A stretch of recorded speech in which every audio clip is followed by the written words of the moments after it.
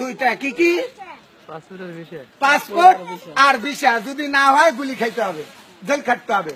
কবরে যাইতে হইলেও দুইটা জিনিস লাগে, এক হচ্ছে ইমান আর এক হলো আমল। ইমান আমল নিয়ে যদি কবরে যাইতে পারো, কবর তোমার জন্য জান্নাতের বাগান হয়ে যাবে। আর যদি ইমান আমল যদি না নিয়ে যেতে পারো, ওই যে পাসপোর্ট ভিসা ছাড়া যেরকম মালয়েশিয়া গেলে গুতানি খাওয়া লাগে, এরকম কবরেও তোমারে গুতাইবে। ভাইরা আমার, আল্লাহ রব্বুল আলামিন বলেছেন, যে ব্যক্তি আমার হুকুম মানে না, আমার হাবিবের তরিকায় চলে না, সেই ব্যক্তি মানুষ নামের কি? মানুষ নামের কলঙ্ক। এটা কোন জায়গায় লেখা আছে? কোরআনে, হাদিসে। এটা একটা বইয়ের মধ্যে লেখা আছে, কিন্তু এই ধরনের উক্তি যুক্তি কোন কোরআনের মধ্যে নাই।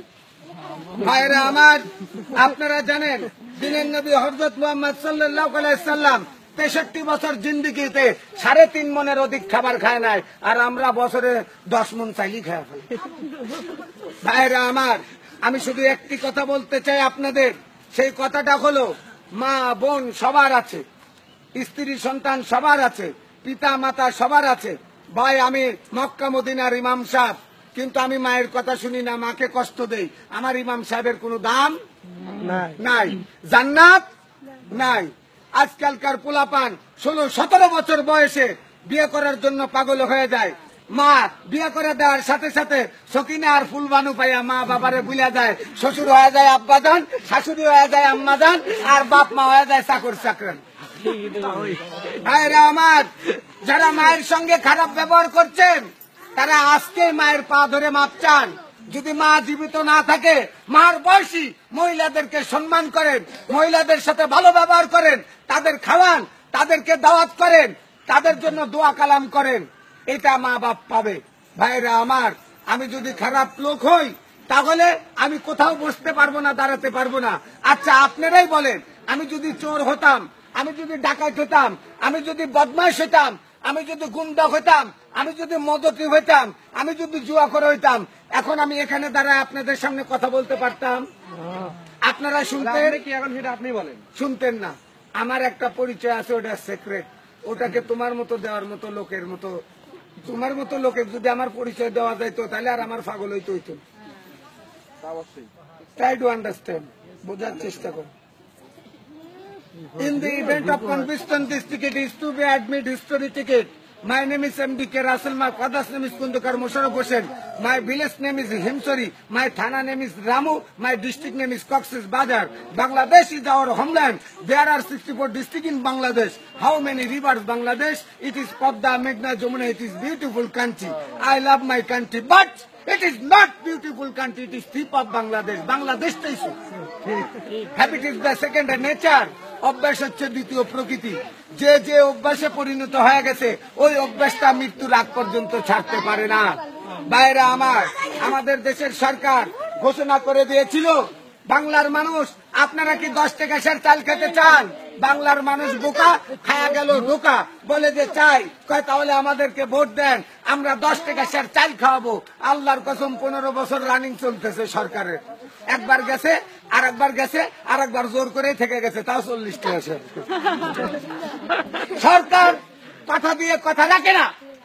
আমি আপনাকে কথা দিয়ে কথা রাখি না, আপনি ওনাকে কথা দিয়ে কথা রাখেন না, কিন্তু আল্লাহ যে কথা বলে সে কথা রাখে কিনা ভাই?